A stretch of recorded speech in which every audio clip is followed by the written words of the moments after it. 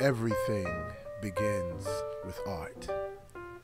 Since the beginning of time, Creative Minds has captivated audiences worldwide. From biblical messages etched on stone tablets to Egyptian hieroglyphics in the great city of Kemet. How about some of the greatest sculptors ever lived and some of the greatest city landmarks around the world that can only be admired but never duplicated?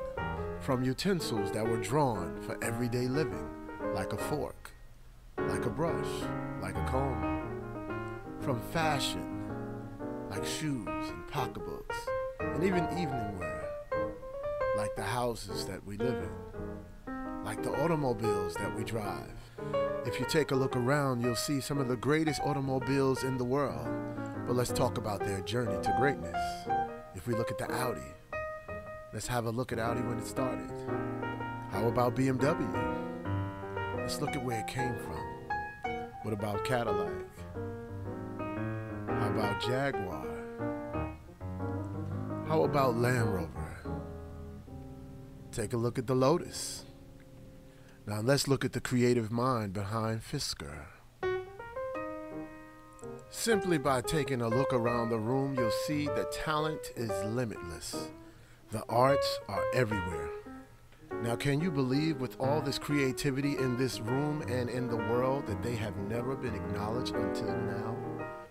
Save the Arts Awards is the first in the world to award painters, sculptors, architects, and photographers, with a coveted award that was designed specifically for visual artists, embodying the image of a chisel standing straight up.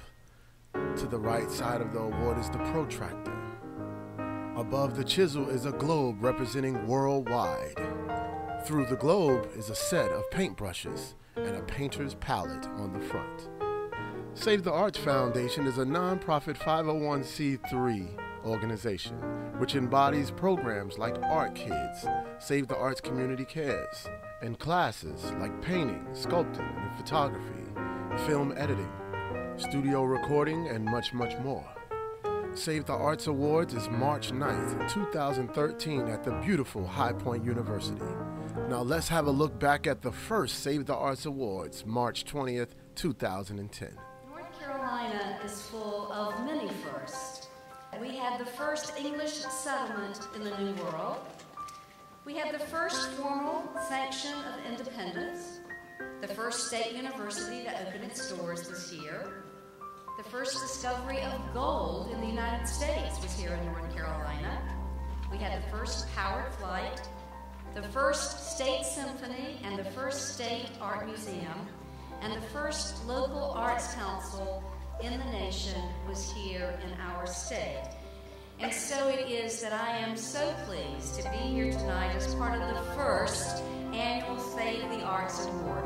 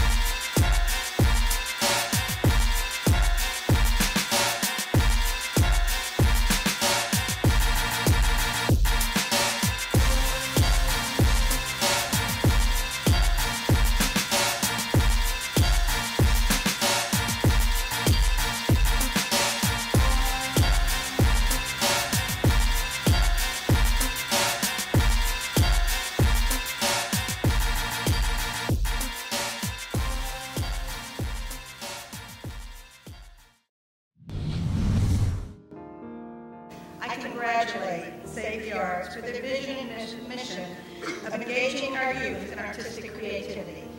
Our youth hold the future in their hands. Save the Arts Incorporated is committed to acknowledging artists who have made major contributions to the art and design of our great nation by awarding painters, sculptors, architects, and photographers with the coveted Save the Arts Award. Have you ever imagined life with no art? Imagine no pictures, no paintings, no sculpture, no buildings. What would the world be without a different and creative perspective to enlighten, inspire, and magnify God's beauty that surrounds us? Save the Arts means a lot to me because my mother, she actually was a very strong advocate for the arts. And without her, I wouldn't be here today. North Carolina's culture is known and appreciated across the United States and around the world.